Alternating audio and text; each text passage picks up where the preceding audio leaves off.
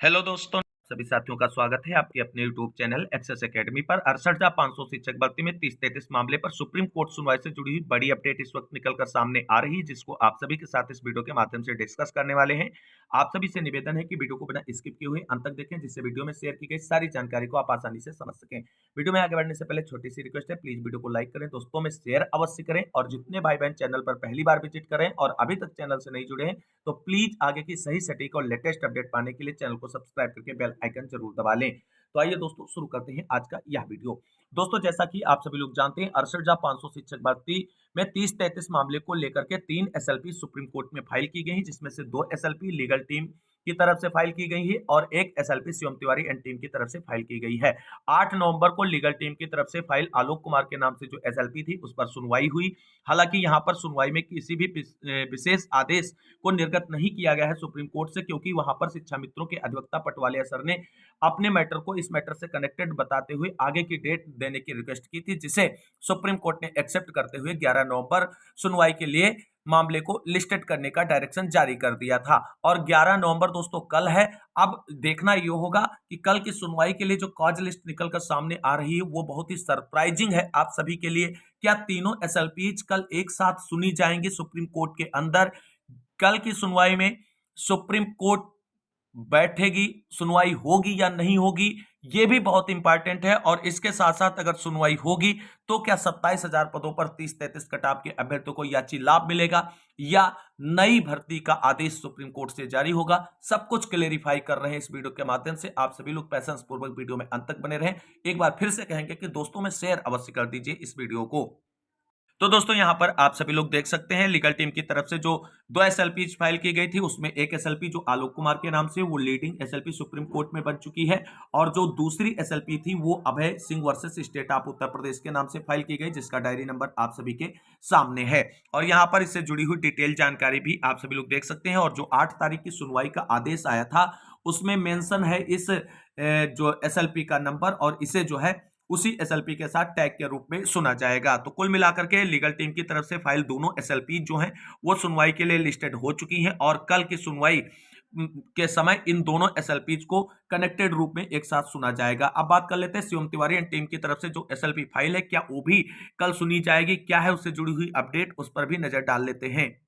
यहाँ पर दोस्तों आप सभी लोग देख सकते हैं जो अगली एसएलपी है, जिसका डायरी नंबर 39,986/2024 है, Shivam Tiwari versus state of UP के नाम से जो फाइल की गई थी। और 68,500 शिक्षक भर्ती में 30-33 मामले पर सुप्रीम कोर्ट के अंदर सबसे पहले जो एसएलपी फाइल हुई थी वो शिवम तिवारी एंड टीम की तरफ से फाइल हुई थी, और इनकी तरफ से सभी पार्टीज का इंतजार किया जा रहा था सुप्रीम कोर्ट पहुंचने के लिए, और तभी इनकी जो डिफेक्ट थी ये एसएलपी की उसको सही नहीं कराया गया था। लेकिन उससे पहले ही लीगल टीम की तरफ से जो है एसएलपीज डालकर और उससे डिफेक्ट सही करा करके सुनवाई के लिए लिस्टेड करा दिया गया, और जल्दबाजी में कहीं ना कहीं सुनवाई के लिए केस लिस्टेड कराया गया था। शुक्र है पटवालिया सर का कि ये केस बच गया, वरना अगर पहली ही सुनवाई पर याचिका डिस्पोज्ड ऑफ हो जाती तो जो भी उम्मीदें 30-33 मामले पर सुप्रीम कोर्ट से थी वो सारी समाप्त हो जाती। लेकिन किसी भी प्रकार से शिक्षा मित्रों के अधिवक्ताओं ने इस केस को अपने केस से कनेक्टेड बता करके अगली डेट ले ली थी, और उसी के परिणाम स्वरूप 11 नवंबर की डेट सुप्रीम कोर्ट की तरफ से इस मामले में सभी याचिकाओं को कनेक्टेड फॉर्म में सुनने के लिए जारी कर दिया गया था। अब शिवम तिवारी टीम की तरफ से स्पष्ट किया गया है कि जो हमारी एसएलपी है उसका डिफेक्ट सही करा लिया गया है, और सोमवार 11 नवंबर को होने वाली जो सुप्रीम कोर्ट सुनवाई उसमें तीनों एसएलपीज एक साथ बंच के रूप में सुनी जाएंगी, और तीनों एसएलपीज पर टीमें अपने अपने मोस्ट सीनियर अधिवक्ताओं को उतारेंगे, जिससे पहली जो सबसे इंपॉर्टेंट प्रोसेस है कि सुप्रीम कोर्ट में केस को परमिशन दिला करके आगे की सुनवाई के लिए अलाउ करवाना। यानी एक तरीके से देखा जाए तो 68,500 शिक्षक भर्ती में 30-33 मामले पर सुप्रीम कोर्ट के अंदर कल जो है पहली सुनवाई होने जा रही है, क्योंकि पिछली सुनवाई पर केवल डेट दी गई थी और इस सुनवाई पर केस एडमिशन जो है स्टेज पर है, और अगर यहां पर केस अलाउ कर देता है सुप्रीम कोर्ट तो 30-33 से जुड़े अभ्यर्थियों की आधी जीत हो जाएगी, क्योंकि फिर आप सुप्रीम कोर्ट में अपना पक्ष रख पाएंगे, अपने पक्ष को मजबूती से लड़ पाएंगे, और उसके बिहाफ पर आगे डायरेक्शन आएगा। और अगर आपने कल जो पहली सुनवाई है उस पर मजबूती से चीजों को नहीं एक्सप्लेन किया सुप्रीम कोर्ट के अंदर, और कहीं जो है एडमिशन स्टेज पर ही केस डिस्पोज्ड ऑफ हो गया। तो जो भी उम्मीदें आप लोग पाल कर बैठे हैं 30-33 मामले में 68,500 शिक्षक भर्ती में सुप्रीम कोर्ट से, उन सब पर पानी फिर जाएगा। तो उम्मीद करेंगे कि जो भी टीमें सुप्रीम कोर्ट में कल सुनवाई के लिए जा रही अपने मोस्ट सीनियर अधिवक्ताओं को लेकर के जाएंगी। लेकिन सबसे इंपॉर्टेंट यहां पर है ये कि क्या कल सुनवाई होगी या सुनवाई भी नहीं होगी, तो क्या होगा आगे, इसका मैटर समझते हैं थोड़ा।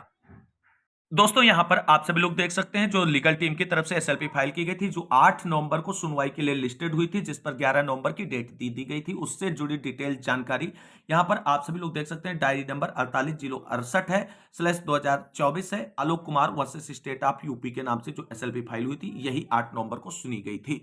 इसका यहां पर पूरी डिटेल्ड जानकारी यहां पर आप सभी के सामने एसएलपी नंबर वगैरह, डायरी नंबर वगैरह मेंशन किया गया है। और आप सभी लोग जानते हैं कि यह एसएलपी कोर्ट नंबर 1 में चीफ जस्टिस महोदय सर की जो है बेंच में सुनी गई थी। ये बहुत इंपॉर्टेंट है। और केस जब चीफ जस्टिस सर की बेंच में लगा है तो यहां पर मजबूती से अपनी पैरवी करने की जरूरत है, वरना अगर इस बेंच से केस एक बार खारिज हो गया तो आप मर्सी के बिहाफ पर भी आगे अपनी जो है एसएलपी लेकर के सुप्रीम कोर्ट नहीं जा सकते हैं। हालांकि यहां पर दोस्तों आप सभी को बता दें, कल की जो सुप्रीम कोर्ट सुनवाई होने जा रही है 68,500 शिक्षक भर्ती में 30-33 मामले को लेकर के, उसके होने के बहुत कम चांसेस हैं। क्योंकि यहां पर आप सभी लोग देख सकते हैं 8/11/2024 honourable the chief justice honourable mister justice JB Pardiwala, honourable mister justice Manoj Mishra sir की बेंच में मामला सुना गया था। अब आप सभी लोग जानते हैं चीफ जस्टिस महोदय रिटायर हो चुके हैं, नए चीफ जस्टिस आ चुके हैं और उनकी सुनवाई में कहीं ना कहीं आपका ये पहला केस कल लगने जा रहा है। और ऐसे में बहुत कम, मात्र 10% चांसेस हैं कि 68,500 शिक्षक भर्ती में 30-33 से संबंधित मुद्दा चीफ जस्टिस सर की बेंच में सुना जाए। और आगे की डेट ही यहां पर मिलने के 90% चांसेस हैं दोस्तों। तो एक तरीके से अगर देखा जाए तो कल का केस जो है एक तरीके से पूरी डिटेल जानकारी के बाद प्री डिसाइड है। क्योंकि यहां पर आप सभी को बता दें, अगर कल की सुनवाई के लिए केस लिस्टेड होता तो यहां पर कल की डेट होती और यहां पर सीरियल नंबर भी मेंशन होकर के आ गया होता। और ये अभी जस्ट हमने जो है स्टेटस अपलोड किया है जो सुप्रीम कोर्ट ने, उसी से इसको डाउनलोड करके आप सभी के साथ शेयर कर रहे हैं। यानी करंट में हमने जो है केस स्टेटस जो सुप्रीम कोर्ट की साइट से डाउनलोड करके आप सभी के साथ शेयर कर रहे हैं। तो कल 68,500 शिक्षक भर्ती में 30-33 मामले पर सुप्रीम कोर्ट सुनवाई जो होनी थी, उसके होने के बहुत कम चांसेस हैं। तो ऐसे में अगली डेट आपको मिलेगी और अगली डेट जो बहुत प्रबल संभावना है कि नेक्स्ट वीक की ही मिल जाएगी। तो कहीं ना कहीं 68,500 शिक्षक भर्ती के 30-33 मामले से जुड़े हुए अभ्यर्थियों को अभी पहली हियरिंग और केस अलाउ होने के लिए 1 सप्ताह का और इंतजार करना पड़ सकता है। तो ये जो जानकारी है दोस्तों, ये बहुत ही महत्वपूर्ण जानकारी है कि कल की सुनवाई को लेकर के जो चांसेस बन रहे हैं उसके अकॉर्डिंग हमने डिस्कस करी है। अब बात कर लेते हैं, अगर सुप्रीम कोर्ट सुनवाई होती है, कल की डेट में नहीं होगी लेकिन आगे की डेट में होगी और 100% होगी क्योंकि केस गया है सुप्रीम कोर्ट, तो वो सुना भी जाएगा। अगर याचिका अलाउ होगी तब तो 30-33 वाले अभ्यर्थियों को उम्मीदें बढ़ेंगी और अगर याचिका एडमिशन स्टेज पे ही डिस्पोज ऑफ हो जाती तो सारी उम्मीदें वहीं से समाप्त हो जाएंगी। अब ऐसे में आप सभी को बता दें, अगर सुप्रीम कोर्ट में 30-33 वाले अभ्यर्थियों ने मजबूती से अपना पक्ष रखा और सारी चीजों को डिफेंड किया तो याची लाभ की पूरी संभावनाएं बनती हैं और बन सकती हैं। क्योंकि इसके 2 कारण हैं।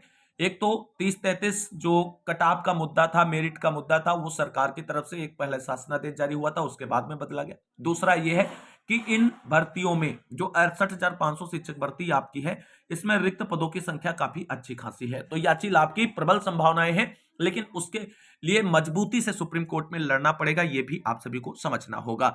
अगर दोस्तों कहीं सुप्रीम कोर्ट ने इस याचिका पर फाइनल चीजें आगे ना बढ़ाते हुए एडमिशन स्टेज पर ही डिस्पोज्ड ऑफ कर दिया तो एक तरीके से डिवीजन बेंच के आदेश पर मुहर लग जाएगी। फिर उत्तर प्रदेश बेसिक शिक्षा विभाग को सुप्रीम कोर्ट से भी डायरेक्शन हो जाएगा रिक्त पदों पर नई भर्ती का विज्ञापन जारी करते हुए भर्ती प्रक्रिया पूरी करके रिक्त पदों को भरने का। और ये चीजें आप सभी की मजबूत पैरवी से ही रुक सकती हैं। अगर दोनों टीमें मिलकर के मजबूत पैरवी करती हैं सुप्रीम कोर्ट के अंदर तो याची लाभ की प्रबल संभावनाएं बन सकती हैं। बाकी आने वाले समय में क्या होगा 68,500 शिक्षक भर्ती में 30-33 मामले से जुड़े हुए अभ्यर्थियों का भविष्य, ये बहुत ही महत्वपूर्ण होगा। बाकी अगर कल सुनवाई होती है तो उसकी लेटेस्ट अपडेट लाइव आप सभी के साथ चैनल के माध्यम से डिस्कस करेंगे। तो जो साथी चैनल से नहीं जुड़े हैं चैनल से जुड़ जाए, पल पल की अपडेट आपको मिलती रहेगी सुप्रीम कोर्ट सुनवाई की।